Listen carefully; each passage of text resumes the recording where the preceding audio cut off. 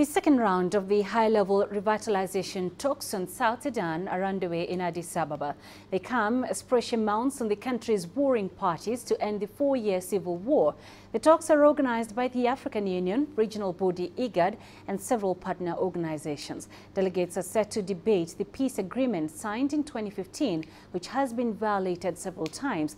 They hope to negotiate an effective, lasting ceasefire. If not, the United States, the UK, and Norway have threatened to impose a range of sanctions on the country. Ethiopia's Foreign Minister Wokne Gebeyehu says this is the last chance for South Sudanese people. You must show a real political will and commitment to peace. It is your full responsibility. That is your country. This is your people. To save your country and your people, take more concrete, definite action. Make no mistake, you collectively, by your political and personal interest, are responsible for the nightmare your own people are going through. You have had numerous opportunities to change directions. You have repeatedly failed to do so. Let me underline again. This really is the very last chance for you to accept your responsibilities and take the necessary action to ensure South Sudanese peace and prosperity. All representatives from South Sudan's government and opposition are taking part in the meeting in Addis Ababa. Both sides have spoken out at the opening of the revitalization talks, saying it's time for change in South Sudan. We are for it, and we have come as a government with full confidence, fully committed and fully authorized to ensure that we go back to the people of South Sudan with peace. We have come here to make whatever concessions that may be needed so that we achieve peace for our people. We are here with 100% commitment, and we hope that other parties that they're here the same thing as well. And so what we want to do, the narrative that we want to draw, we want to make sure that if there is a party that violates the agreement, that does not want the agreement, want to keep the country hostage, we need to know that there is only one party that does not want South Sudan to have peace at all. We don't want the blame to go to all the parties while the rest are doing their best.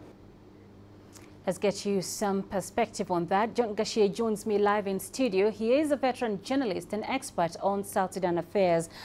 John, is there political will to end the violence in South Sudan and continue with genuine talks? Well, Penina, I wish, and I wish there is, and I'm hoping that perhaps this time round, the international community, specifically IGAD, and I am quite happy to hear that the Ethiopian foreign minister, the host country and one of the key players in the South Sudan thing, has, in my view, been fairly blunt. Likewise, the international community has been fairly blunt, and this time round they seem to, in many instances, as sending a very strong signal. So I am hoping then that there will be some movement in terms of political realization and political realignment. Having said that, do the parties to the conflict seem more attuned to a peaceful process? I would only hope so, but on the ground, perhaps there is still a lot that needs to be done. And the key thing is really what happens by the two key players, President Salva Kiir and his main, shall I say, counterpart, for lack of a better term, Riek Machar. And of course, there are a lot of other people, you know, on the second level, third level, and what have you. So I am hopeful that possibly there is some light at the end of the tunnel this time round. But again, perhaps a bit too early right now to see what the position that the different parties will take. Because I was going to ask you, we've seen, like you mentioned, several statements really quite blunt. The Ethiopian foreign minister, for instance, saying this is the last chance for South Sudanese people. Both sides, Riek Machar's and President Kiir's as well, saying it's time for change in South Sudan. So we've had this talk several times, numerous times before, nothing changes on the ground. Will things change now, having heard what we are hearing? I am hoping that there will be change, but I wouldn't be too optimistic. And do I sound pessimistic? I think we've been down this road before. We've had, and for me, is really what sanctions, what leverage, what deterrence will the international community take? Are they buying time? Possibly. Can the international community make it difficult?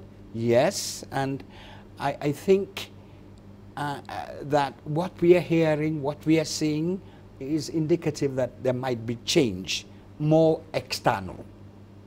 And what am I saying? External, that the international community have just realized that they were being taken round in circles.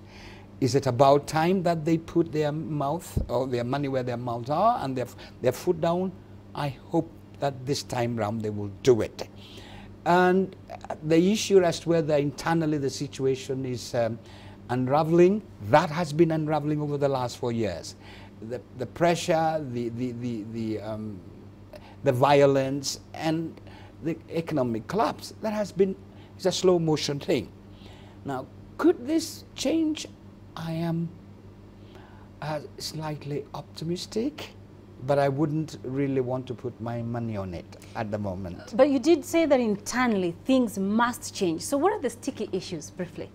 Yes, good. The sticky issues are, in my view, one, the political positions of the two critical key players, Salva Kiir and his core support group, Riek Machar and his core support group, and then the third tier, the former political detainees. That is power sharing. But there is a bigger core issue, security sector reforms. Now, South Sudan, as it is right now, has a huge, shall I say, and widely security system that is beholden to not the state as it were, but to different, for lack of a better term, what I would call warlords. And these warlords also mutate into political leaders.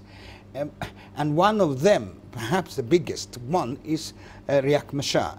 Indeed, when we look at the security sector reform, disarmament, what it is that who will support the political structures, that is a sticky point. Power sharing, security sector reforms, and then, of course, further down, the sharing of the economic largesse. Those are the sticky point.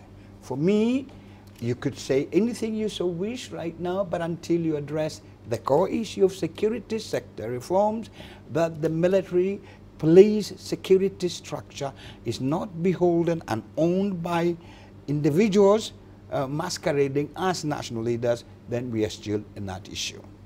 So, security, security, security. All right, John Gashi, as always, we appreciate those insights. Thank you for joining us. Meanwhile, the United States has recalled its ambassador to South Sudan. It comes just days after Washington imposed an arms embargo on the country. Daniel Branches has this report from Washington. Last week's decision to impose an arms embargo follows a strong focus on the issue by US Ambassador to the United Nations, Nikki Haley. The arms embargo will have very little direct impact, given that most weapons are procured elsewhere. The Enough Project in Washington says financial sanctions would have more impact. You need an escalation. You need to look beyond individuals. You need to look at the networks, at the banking systems and the finances, the affiliates, the associates of these people. There's a network here, so it's important to go after the network than a few individuals. When you go after the network, you send a very strong message. The United States has a lot of jurisdiction to do that. The move to impose an arms embargo by the US does therefore carry significance in terms of a statement of intent to incentivize parties to negotiate for a renewed ceasefire and to establish a more permanent peace deal. When you have unstable governments, what eventually will happen is you have the proliferation of ungoverned spaces, and the ungoverned spaces give birth to unforeseen security threats. For instance, non-state actors taking over, that can imperil the national security interests of countries like the United States. The US State Department also says it's appalled that this has become Africa's worst humanitarian crisis, with 1.5 million people on the brink of famine and multiple attacks on peacekeepers. With the US being by far the biggest donor of humanitarian projects to support the 1 in 3 South Sudanese who've been forced to flee their homes, the UN is now appealing for an additional $1.5 billion to support what they call this worsening humanitarian crisis. Daniel Wrenches, CGTN, Washington.